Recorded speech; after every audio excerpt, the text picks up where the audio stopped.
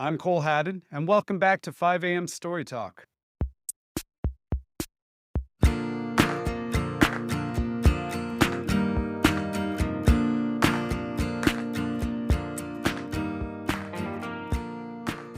Today's guest is a screenwriter whose credits include the first 3 Despicable Me films, The Secret Life of Pets, and creating Schmigadoon. I'm talking about Cinco Paul here, and we're about to discuss his life, craft, and becoming the storyteller he always wanted to be 25 years into his career.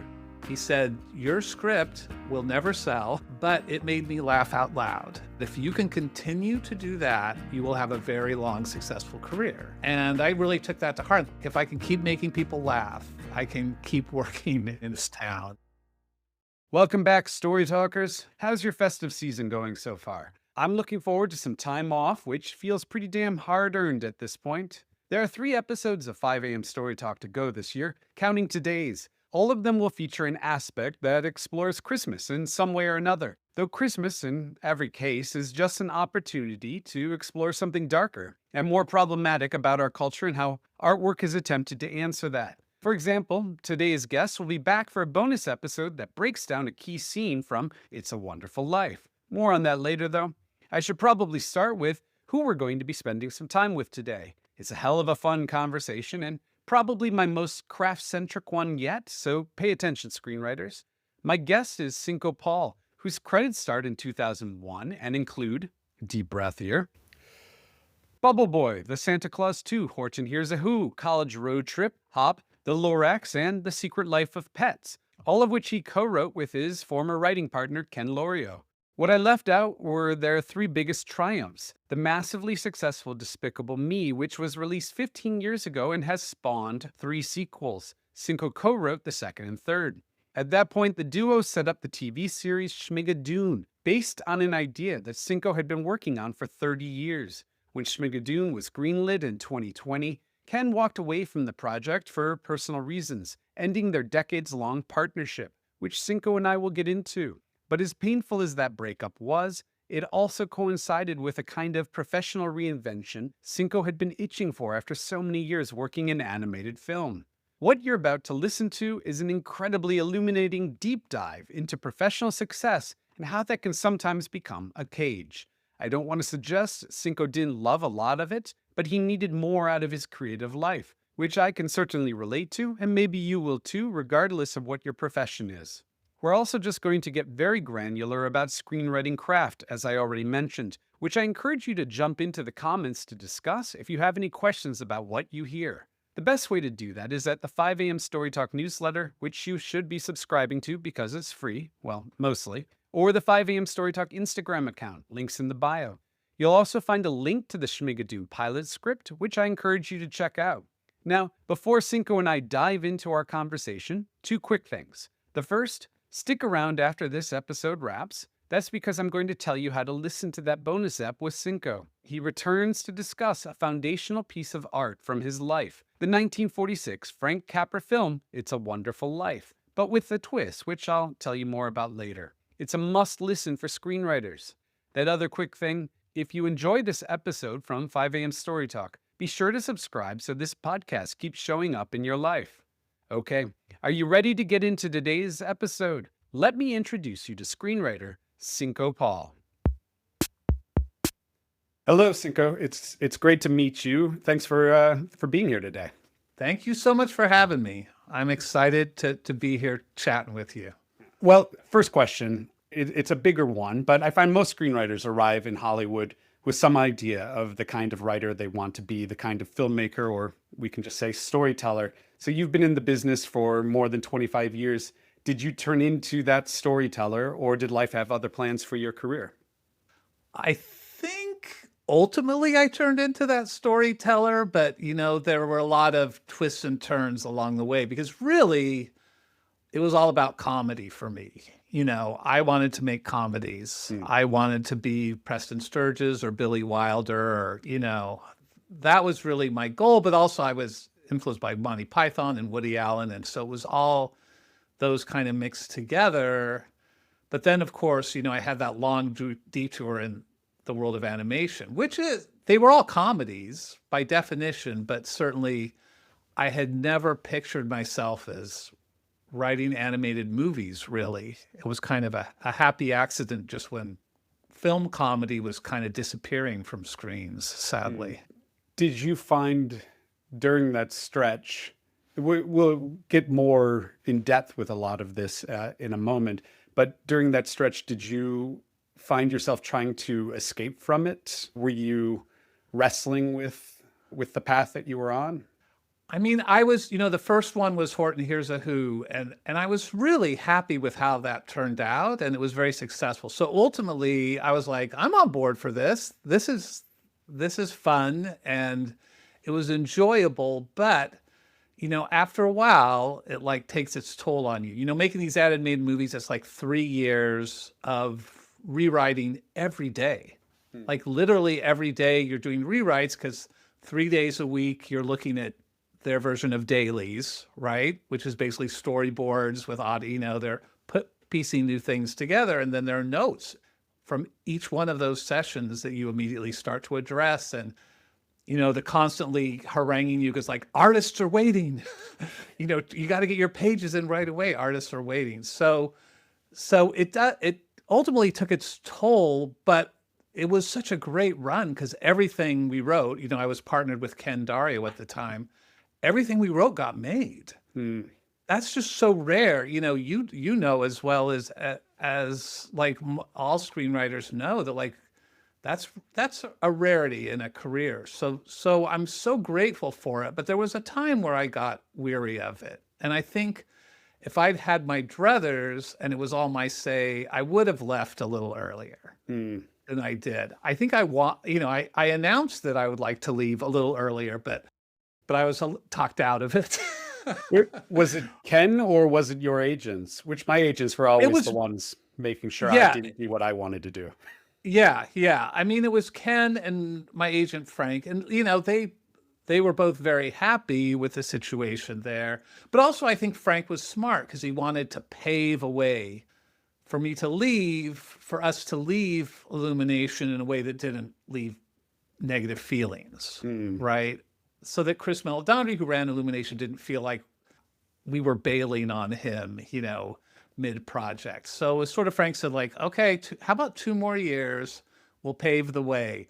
But as I look back, I felt like, oh, I could have started doing other stuff 2 years earlier because we were exclusive that whole time. And really there's no time anyway to carve out space to write anything else. But I am so grateful for it. It's like, I don't want to be an ingrate because it was like an amazing time. And we got to make these movies that I'm really proud of and that were ultimately very successful. So. I ask because so many screenwriters I know don't have the clear path to the career that they wanted. And yet there's this delusion, I think, or the mistaken opinion outside of it as you're aspiring to get into the business that somehow you have control over the screenwriter that you become, that you can control the first film that gets made that defines what you're going to do for the next 5 years of your life, or whether that there's even going to be a follow-up film made that keeps paying your bills. And so I'm always interested in how people got to the place where they truly 100% loved the artist that they are. Yeah, you can't, right?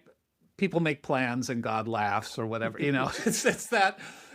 Because really, right after we got a movie made, which was Bubble Boy, which is pretty much just a straightforward comedy, but it was at Touchstone, which is part of Disney. And so those were our connections. And so then the next thing that got made was Santa Claus 2, which I think that really cemented us as family comedy guys, and then did a bunch of things for Disney that didn't get made, but then one of those scripts got to Chris Meledandri at Fox, and he thought like, these might be the right guys to do Horton Hears a Who. But it is fun. Yeah. I mean, I always felt like, I knew it would be comedy because I felt like that's where my strengths lie, that like I could do that. And that was actually one of the things in my first meeting with my agent. I've had one agent my whole career, Frank Wooliger, who's at Gersh. In my first meeting with him, he said, your script will never sell. The script that I'd submitted to him, it will never sell, but it made me laugh out loud. And he said, if you can continue to do that, you will have a very long, successful career. And I really took that to heart and thought like, okay, I have this thing, right? Like if I can keep making people laugh, I can keep working in this town. And somehow it's come through. I mean, I think you have to obviously have other skills as well and develop other things. But that was always an important one to me. We'll come back to craft and career in a moment, but I'd love to hear about your childhood. Like, where did you grow up, and what are some of the sights and sounds you remember most from that time in your life? Sights and sounds. That's a great question. I grew up in Phoenix, Arizona. So I was in the desert. So I do remember the sun. And I remember, you know, where we were it was sort of a new development outside of Phoenix. So behind us was kind of open space and desert when I was really young. But I just remember roaming all over the place, running everywhere during the summer, riding my bike, hanging out by the swimming pool, you know, all those sort of classic childhood summary stuff. And I was a pretty happy kid. I played piano, and that was sort of my main focus from the time I was 5. That was like I would do it for fun, but it was also like learning classical, right? And doing that seriously. I was a bookworm, like always had a book in my hand or wherever I was. My mom ultimately got me this like plastic thing I could set up at the dinner table where the book that held the book for me. I would read it. So I was that sort of nerdy kid. And so the turning point for me though, for movies was, I think I was 10 or 11 and we got a Super 8 camera for home movies, right? And so that's the purpose. But right around that time, I saw my first Marx Brothers movie one Saturday, and it changed everything for me. Like, I thought this was the funniest thing I'd ever seen. And since I was a nerd, I went to the library and got every book I could about the Marx Brothers and said, oh, there are other comedians too, like Laurel and Hardy and Buster Keaton and, you know, Charlie Chaplin. So I started to study that. And then it wasn't too great a leap to say like, well, maybe I can gather the kids in the neighborhood and make my own movies, and I'll just steal all the jokes from these other movies. And so that's really where the filmmaking started. Although, you know, I hesitate to call them films because they're like 3-minute slapsticky, horrible things. But I also started to do some claymation movies that actually were pretty ambitious and cool. So this is all like between the time I'm 11 and 13 or 14, I start making all these movies. And how did you end up at Yale then? Not the place I would go to if I was thinking about becoming a storyteller. No, I really had thought I'm going to USC or UCLA, right? I thought like I need to go somewhere for movies. I also thought like I really wanted to be a musician, like a singer-songwriter. So kind of in the back of my head, I'm thinking, do I need to go to college even?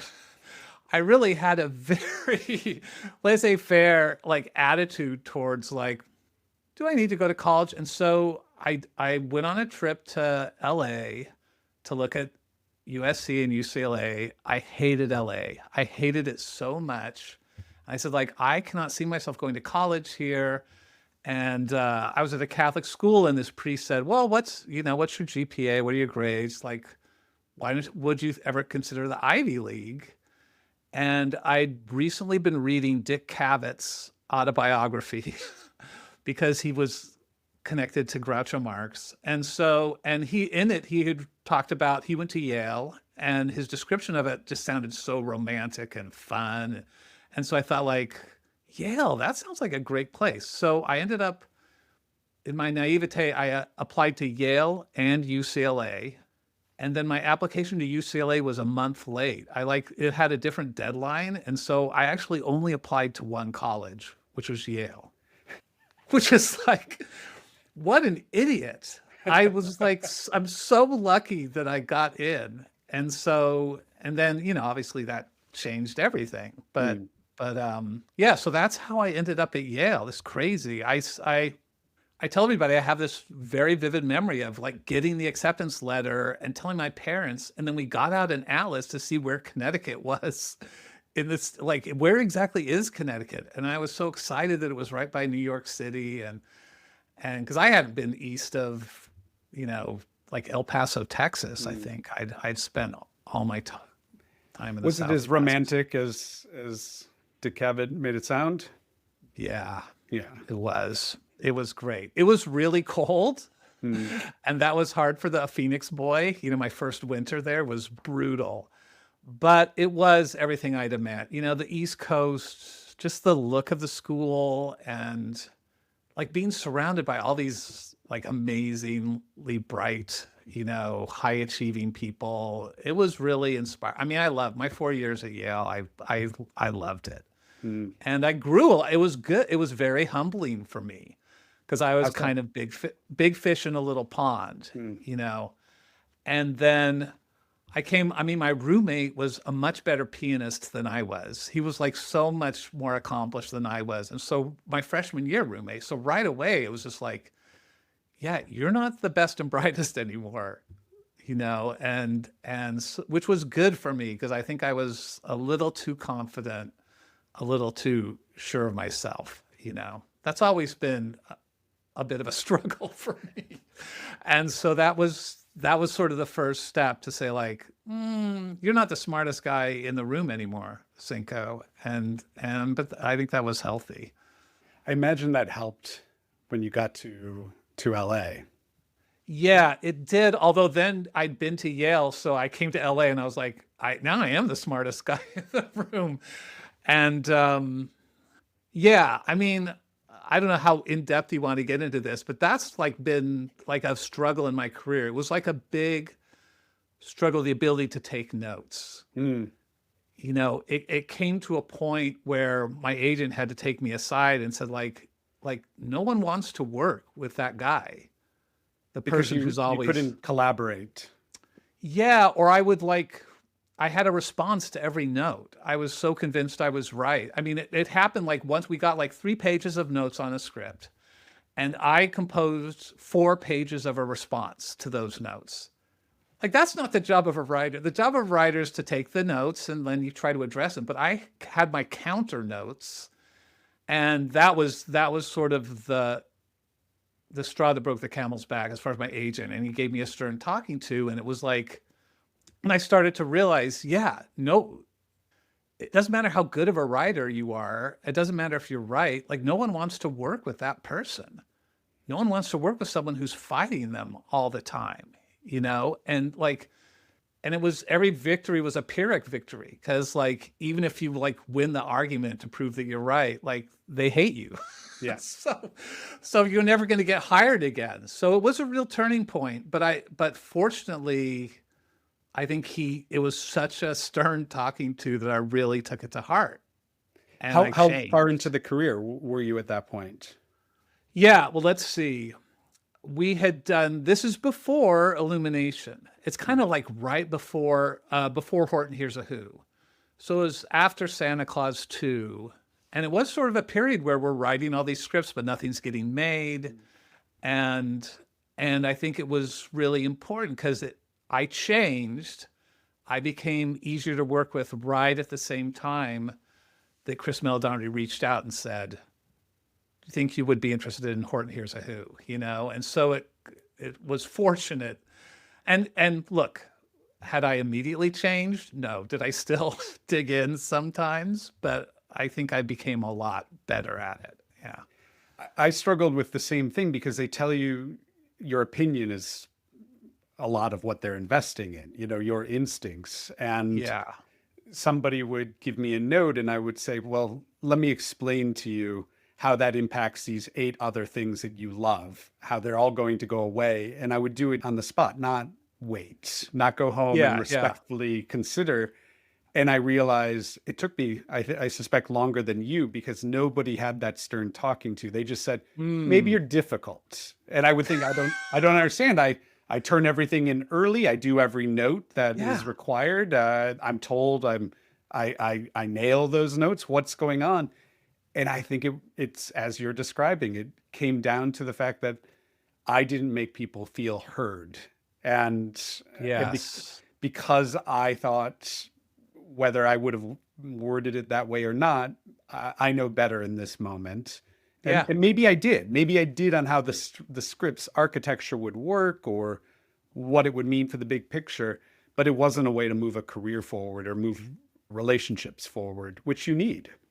Yeah. And you know what? Maybe you don't know the best. That was also what I had to realize, that like, and you're not going to find out if you're constantly just fighting and then, getting replaced or whatever, and sometimes it's good to try it a way that you don't instinctively feel is the right way, but maybe it'll be just as good, or maybe you'll discover something better. So being a better collaborator was a crucial moment for me. And it was also something that I learned during Schmigadoon, my first experience as a showrunner, and you have in your head how all the lines sound, Mm, how they should all be delivered.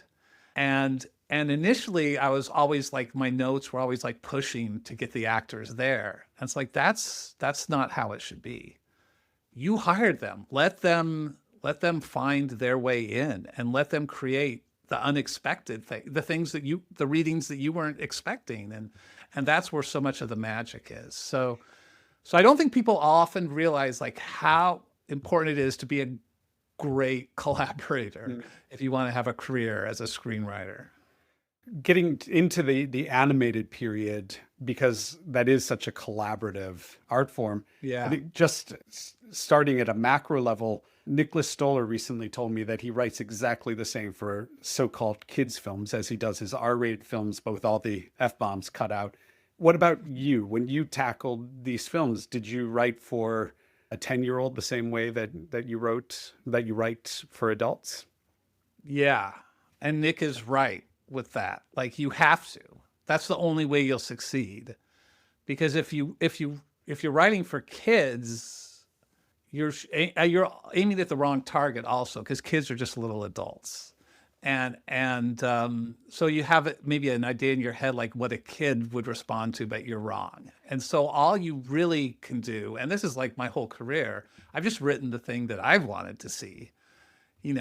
I wish this existed, and so I'm going to write it. And Ken and I, as writing partners, we would outline, a section of the script, like 15 pages, and then make assignments. You write this scene, I'll write this one. And so our goal is to make the other guy laugh.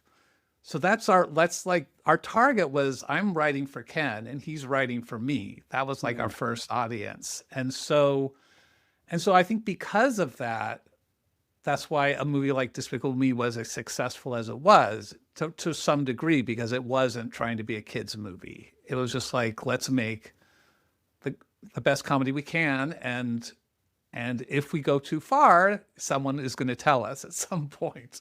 It was never about F-bombs, but there's a scene in the first Despicable Me where like Edith, one of the little girls, like supposedly gets killed in an Iron Maiden, and you see blood come out, but it's actually just her juice box. But that's like a very dark joke.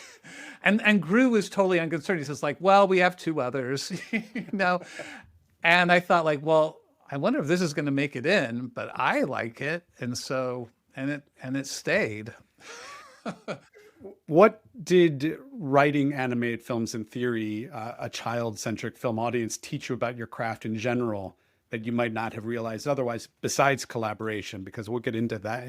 I think that's part of how you get to being a showrunner. But did it teach you things you were doing wrong at all?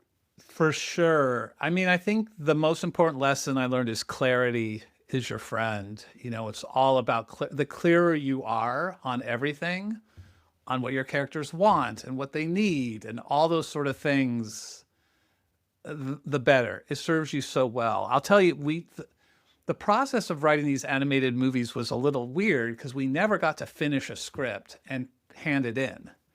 We would finish the first act and they would say, well, we have to have those pages now so we can start. And so we'd finish the first act and turn it in, and then we're trying to move forward, but we keep getting pulled back, right, with notes on the first act. And so it's this process where the movie's half done before you write fade out, before you get to the actual end of the movie, which is, and I pled, I said, just let us get to the end, because you don't really, as Cole, you don't know what you even have until you get to the end. And so, but it would be so long before we got to the end. So you really realize, like, clarity is your friend. You have to be as clear as you possibly can when you dive in, because of the process, you can get lost in it and completely, and suddenly you're wandering in the desert and it's like, how do we get to the end? None of this is making any sense. So you have to really fight hard for those things. And that has definitely benefited me post my animation career to realize like how important that clarity is. Does that show up as your, I guess, I know you're as much of a fan of structure as I am. Oh, I'm hardcore. Does it show up in outlines? Does it show up in a sort of mission statement you begin with? This is the single line desire of this character that I must stay faithful to. Yeah, it's all those sort of things. Yeah, I'm like so structures, and like to a fault probably, because I wish I could be one of those writers that starts with character, but I've just never been able to do that. It's always been about story for me, and that's why my stuff is kind of high concept-y, probably. But yeah, I think that is like me knowing that 3-act structure. Like, you have to nail that. The bones have to be good before you can do anything else. And I annoy people with that, but it's just like we cannot move forward. And sometimes people will be worried about, well, it's not really that funny. And I say, like, do not worry about the joke. That we will find the jokes, but the jokes aren't going to do anyone any good if the story isn't working. Which is it's an obvious thing to say, Cole. I'm sure it's something that you feel strongly about too. Like, I've seen like your analysis of films, right? Is like very like structure oriented. So yeah, so that's a thing that, I mean, I had it before we did our animated films, but it's even been more cemented. But it gets to a point, don't you feel, I mean, you tell me, that it starts to become instinctive. Like, you almost don't have to outline it because you kind of know. Yes.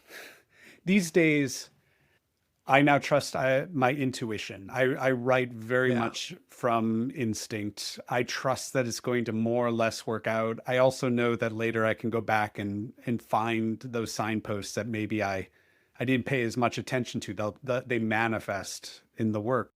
But I've also written probably about 100 scripts, between scripts and TV episodes. So it just shows up at this point. Not that I do it masterfully, but you begin to feel it. You hear it like, I guess people do music. Yeah, it's in your bones, right? It's also like, people are always impressed, like, how do you know how many pages that is? It's like, I know exactly how many pages it's going to be. You just kind of know. And I think you're right. After you've written 100 scripts, which I think I have at this point too, you just feel it. You know what works, and you know what it needs to be. This is where in TV, which I do most of my work in these days, where I'm still working on being a better communicator, collaborator, because you sit in a meeting and you hear, well, we need these 4 scenes. They'll throw out these ideas, and then you say, well, all right, you've now added 12 minutes to a 30-minute episode. No, it doesn't work that way. Well, let me explain. How are you going to do this in fewer? It's math at some point. So let's discuss that. Which, mathematically, math is music, and music is math to a degree, and you're a musician. Has that aspect of your life shown up in, I guess, the rhythms, how you write work? Are there secret musicals aborted on your hard drive that you've been writing for the last 25 years? Or even do you sometimes write with that sort of operatic energy of a Broadway musical, the way that emotional swings happen and land? Yeah, I mean, I think some of, I talked about Billy Wilder and Preston Sturges, like, and also like, His Girl Friday, I think is a great example. Some of those screwball comedies of like, there is a rhythm to the comedy. There's a rhythm to the dialogue that is like music, and so anyone who writes comedy, you feel it. You feel how many syllables is right, how many words is right. And so I think those sort of musical sensibilities definitely apply to comedy. And also I was always like really good at math. So I think it also goes into like my obsession with page count and things happening by this page. And I write really economically, probably like too economically. You know what I'm saying? Is like, I think sometimes it would be better if I wrote more expansive and then was able to contract it. But I think I have this little voice in my head telling me, this scene should be a page and a half. So let's just write a page and a half to start, I do the same, where I know that beat on the outline, there's no way that should be more than two pages. And why is it 3.5? I failed. Time to readdress that. Nobody's going to sit through 3.5 minutes of this scene. Yeah. But I do feel like sometimes maybe I miss out on things. There's right during an exploratory stage, I kind of skip that stage sometimes, where if I overwrote a little more, I could maybe find some gold that I'm missing. I don't know. It's something I think about. It's like a nagging feeling, but it's hard. Like at this point, am I going to change the way I do things? Probably not. But have you ever tried writing fiction? Something that you're allowed to just ramble on without that ticking clock? No, my only, foray into the world of books was a picture book. I think because okay, so there's 48 pages. I can, I haven't yet. I've considered it now and then, but it's a little scary to me. I took a 20-year Have you break. written a novel or? Yeah, I had a novel published 3 years ago. A 600-page beast and very large. Oh my gosh. It was That's amazing. Incredibly freeing to not write economically. Right. Though I then quickly discovered how much I love run-on sentences. that there's a rhythm to how I write long form versus screenplays. And it revealed where I was too loquacious on the script page, which I've now pushed myself to write from outlines more with greater focus. In the outline, it only took 3 sentences. Why are you over explaining it now in the script? The outline made everybody understand. Move on. It's economy. I like keeping my outline super broad. And for the reason that I hate outlines, I hate just them as something that someone else has to see. Like we pulled a magic trick in Schmigadoon. Like we never sent an outline to Apple for any episode. We just like wrote the episodes and turned in the episodes. I don't know how they allowed us to do that, but I just said like, I don't want to do outlines. I hate them. They're like, you can't really tell what you've got with them, but they're a great map. But I like to keep my outlines as broad as possible to allow that. And that's different. I think everybody has different, I've heard of showrunners who do comedies who like map every beat of every scene out and every joke so that by the time the writer goes to write it, it's pretty much written for them, which I can see the advantage in that. But I like to give the writers a little more of a broad outline so they can go on their own, work some magic. With Schmigadoon, obviously tapping into your love of music and Broadway. But how did that idea happen? And did you write the pilot first, or did you somehow magically sell it on pitch? Sold it on a pitch, baby. It just seems like something that this seems like the show that it would be, they would say this is execution dependent. And obviously you had bought a lot of faith in you with your success at that point. Well, that helped. Without Despicable Me and, all those billions of dollars, I don't think it would have happened that way. But yeah, it was an idea I'd actually had like 30 years ago. But about two guys who stumble. It was kind of inspired by American Werewolf in London and Brigadoon, how their openings are exactly the same. It's two guys wandering through the forest or the wilderness, and then they discover something new. And so I thought, like, oh, what if two guys discovered a musical town? But I had no idea what to do with it, so I just set it aside because I thought, is it a stage? I'm not writing stage things right now, and is this a movie? Seems like it would be a hard sell. So I set it aside, and then, left Illumination, and it's like, okay, what do we want to do? Met with Broadway Video, which is Lorne Michaels' company, and they said, well, here's what we're interested in. And at the very end, they said, and if you have anything musical, we would be interested in that. And then I thought, like, oh my gosh, that old idea has its time finally come?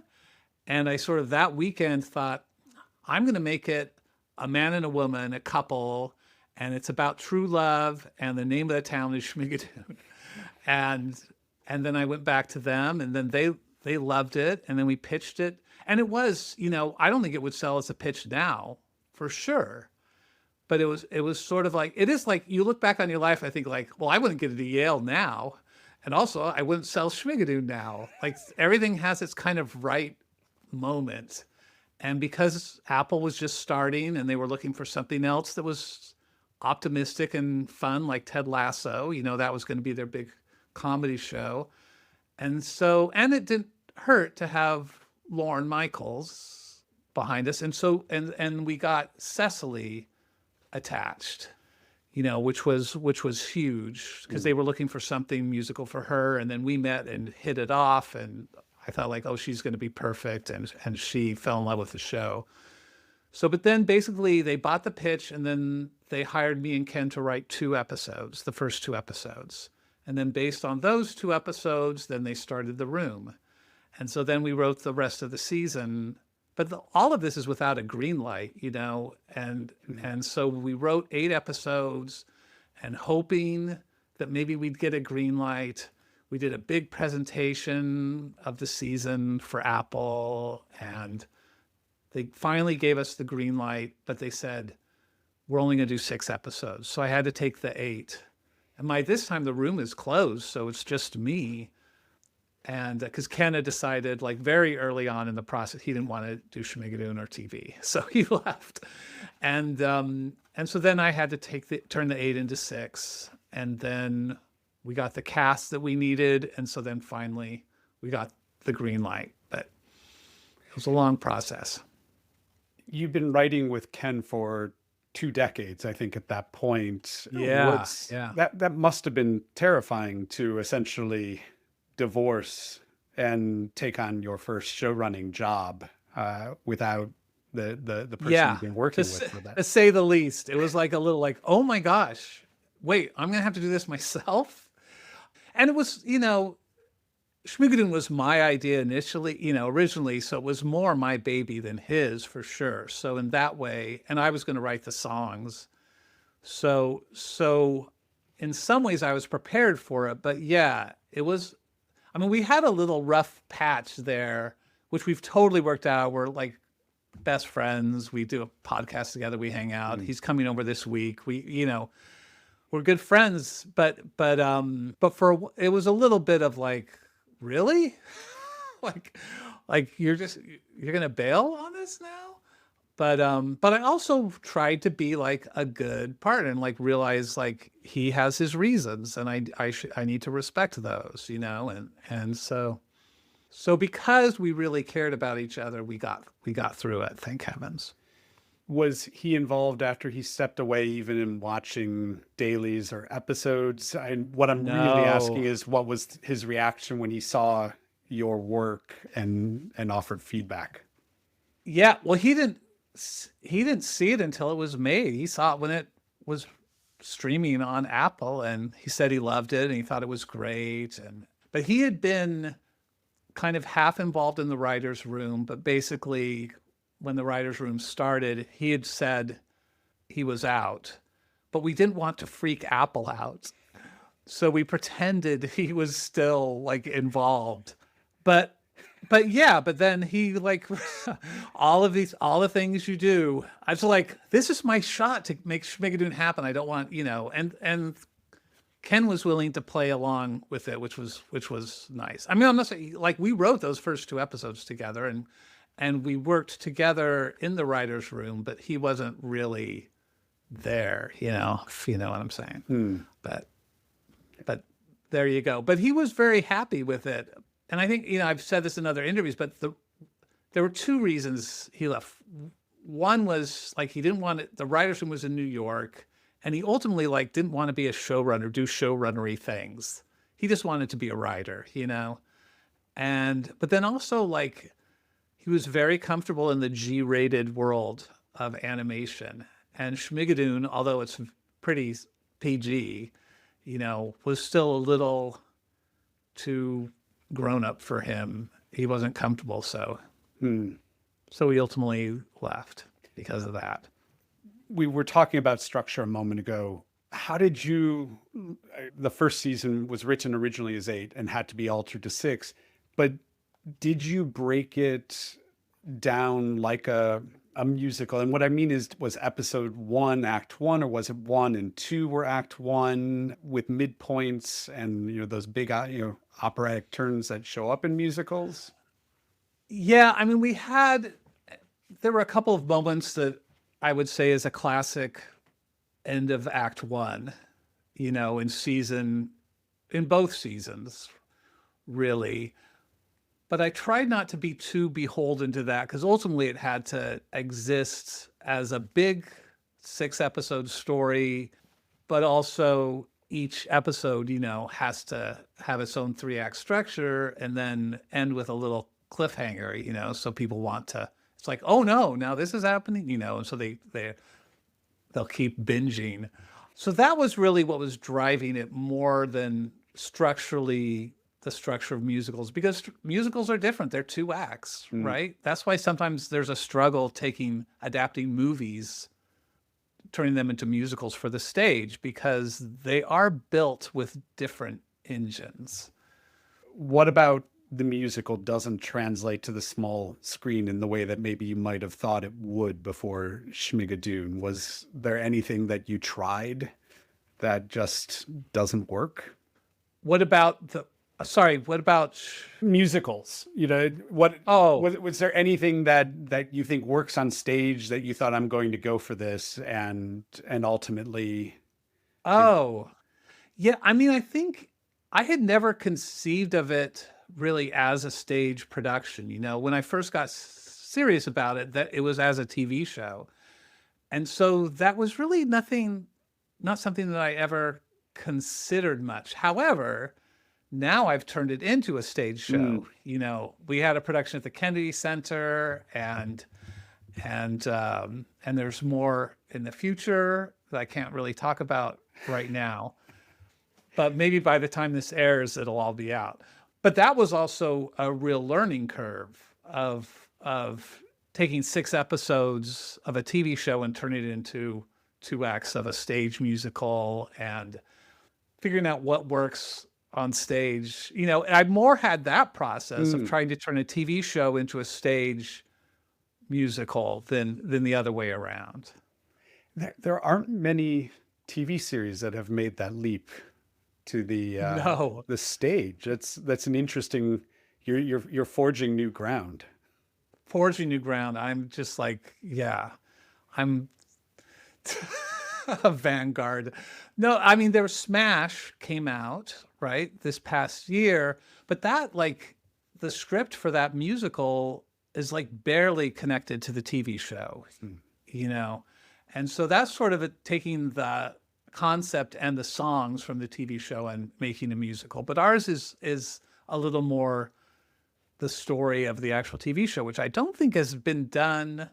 Because I think there was a Honeymooners musical years ago that nothing really much happened with. But yeah, it's kind of a new frontier, but there may be more of it now, in this era of streaming where we have short seasons that could turn into musicals. We'll see.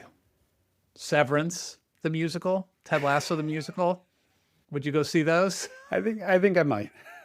Yeah, there. See, there I'm you more go. curious about the production value of that.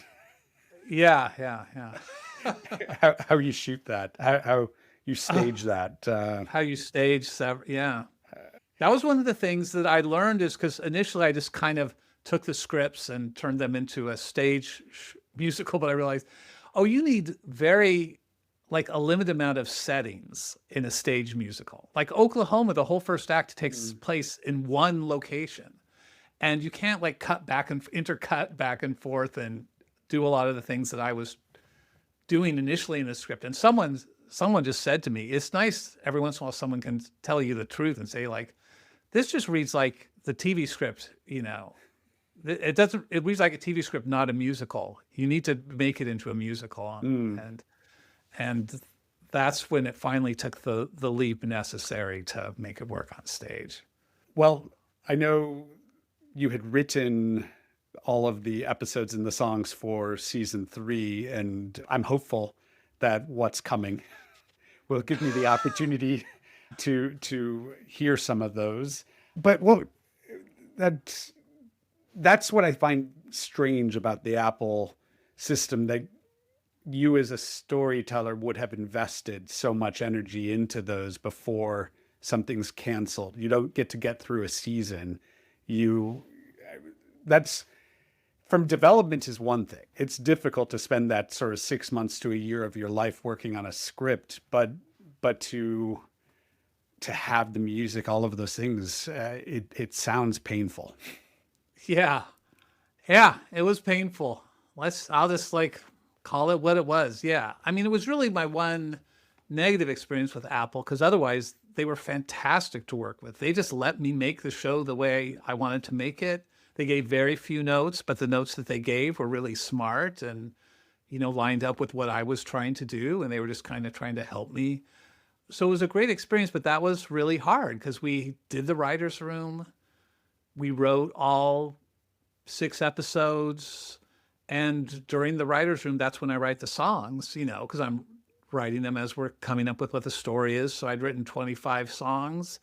And we were sort of figuring out the budget, what budget does it need to be to get the green light, as we were approaching the green light. And then the strike happened. And then we came back from the strike. And it's okay, let's dive back into this. And they were weird on the phone. I could hear something in their voices, and so I reached out to Broadway Video and said, something's going on at Apple. And I don't know if they're going to tell me. So can you figure it out? And that's when we found out that they weren't going to move forward. And we tried, we did a big, to sell them on it. We actually gathered almost all the cast and did a reading, sing through of a very abridged version of what the season 3 would be. And it played so well, and people were laughing, and everybody's in tears at the end. Keegan and Cecily are crying at the end, and at the end, Marty Short, who had a much bigger role in season 3, he was our main villain. He said, well, they're not going to say no to that. Famous last words, Marty, but they did. So, but it's all written, it's there, and so maybe someday they'll have a change of heart, or somebody else will want to do it or something. But I'm not going to hold my breath at this point. You can't cling to these things. You have to sort of move on and do other stuff, and then hope that if it's meant to be, it will be. So I have one more question, but we're going to wrap up for this part of the conversation. You're going to come back in a moment to talk about a foundational piece of art from your life. First, care to tease the listeners with what you're going to be talking about? Yes, I'm going to talk about my favorite scene from one of my all-time favorite movies, It's a Wonderful Life. Well, so I wanted you to tease it because bearing in mind the story of It's a Wonderful Life. We've both been in the film TV business for a long time. Just like life, you rack up losses, like we're talking about with Schmigadoon, alongside the wins, like a George Bailey. But the losses somehow always hit differently, just like the ones in the rest of life. So, what kind of relationship do you have with disappointment as a screenwriter today, such as the cancellation of your show? Has it become easier with age and experience, or do all of those losses accumulate and somehow make it harder today than when you were 30? Oh boy. I mean, there was a lot more rejection when I was 30. Like, so I wish I had the perspective I had now. It probably would have helped me. But I have to say, Cole, and you can probably tell this from the things I've written, but I'm like an optimist. I am like such an optimist, and I've been my whole life. And it's annoying to some people. It's certainly annoying to my wife, who's a pessimist. But because of that, we make the perfect pair. But because of that, I've always felt like, well, there's going to be something else. There's something better. So I've been able to bounce back because this stupid, sense of hope that I always have. That I don't know where it came from. Maybe my mom put it in me at some point when I was a little kid. But because of that, like in spite of the hard times, I've always felt like it's going to work out. It's going to work out in the end. Like I believe in happy endings, and foolishly so probably, but I certainly do. But there've been like rough times. I was just talking with my kids about like a time when like I think we had like all three kids, ages like 1 through 7, have a house, and it's like I can't get work. I couldn't get any work for almost a year. And I was like, is this the end? Like, this is before I teamed up with Ken. And it was really a serious look at like, am I going to have to get a real job? And I felt like, well, I guess I could do that. I need to do that. I've got responsibilities now. But it was like a very dark time. And I don't know. Do you want to hear how I got out of it? I'd love to. It's sort of a crazy thing, but I said like, I'm going to write a script that I feel like it's just like a crazy idea that maybe it'll sell. And I'm going to write it in 21 days. And just like, I'm just going to write it quickly and get it out there and send it out there and see if I can make something happen. And so it was this script called Witch Hunt. And it was like the supermodels. This is when the supermodels were really big, Victoria's Secret and all that. It's like the supermodels are evil witches trying to take over the world. Very silly Ghostbusters-like thing. I wrote it in 21 days and I sent it out and it sold.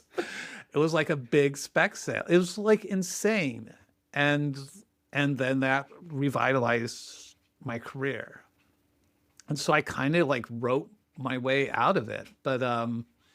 But sorry, I've like rambled a lot No, in response to that question, but it's like, I'm sure you've had points too where it's like, oh no, is the dream over? Am I going to be able to do this? That's tough. No, it's incredibly tough. The first script sale I had was followed by 2 years of no script sales, and then I sold 3 in 1 year, and it made no sense to have sort of debuted, had all this energy and everything. It made me feel like maybe I was a hack, and that that I had somehow snuck through the system. But I've kept blowing up my career. I was doing very commercial stuff, and then I moved to the UK to find out if I could be the writer I wanted to be. And there was constant resetting of the career. And so I'm now just accustomed to 2 or 3 year rebuilding periods and reimagining myself. I wouldn't recommend it. It's not it's not a great way to be an artist, I think. Well, we don't always control that, do we, Cole? No. You scramble and you do the things. I mean, I'm fortunate now at this point in my career that I've decided I'm only going to do the things that I really, really love. That's it. And so I'm so comfortable saying no that makes my agent unhappy, but I'm just very comfortable saying no because I just believe that at some point, like the thing that I really care about is going to happen, or I'm going to get an opportunity to do something I really care. That was kind of the lesson of Schmigadoon. Schmigadoon was like a dream come true. And it's kind of, I was spoiled. So now it's like, okay, that's what it should be like every time. Yes. One can only hope. One can only hope. Well, thank you for the conversation so far. I've enjoyed the hell out of it. Oh, good. Thanks. Hopefully there's something intelligent or interesting in there. Oh, there's so much. It's been really fun. Yeah.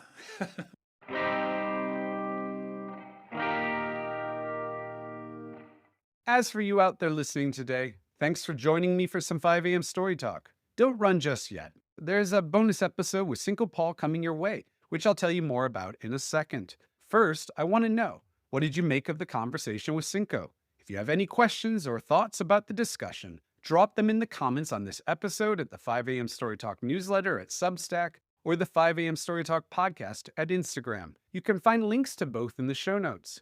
Now, as for that bonus episode, Cinco returns to discuss a foundational artwork from his life, the iconic, the beloved, the utterly magical 1946 Frank Capra film, It's a Wonderful Life. But while we're certainly going to talk about why this Christmas classic is so great, we're going to specifically dive into Cinco's favorite scene from it. It's a perfectly crafted 7-minute-long scene in which George Bailey realizes, quite painfully, and even violently you might say, that he's going to marry Mary Hatch. Cinco tears up several times just talking about this scene. That's how deeply it moves him. But he's just as fascinated by the craft that went into it, and he uses the scene as a way to discuss what so many screenwriters do wrong these days, including sometimes himself. The best way to listen to this bonus ep is at Apple or the 5 a.m. Story Talk newsletter at Substack. Links in the show notes too. Next week, I'll be back with old neighbor, dear friend, and wonderful actress Erin Cahill, who will be on your screens this holiday season once again at the Hallmark Channel with Christmas at the Catnip Cafe. We're going to try to work out together what these holiday films mean to our culture. Every one of my guests has something to say about our world and the stories we tell, so be sure to subscribe if you don't want to miss out. See you soon, Story Talkers.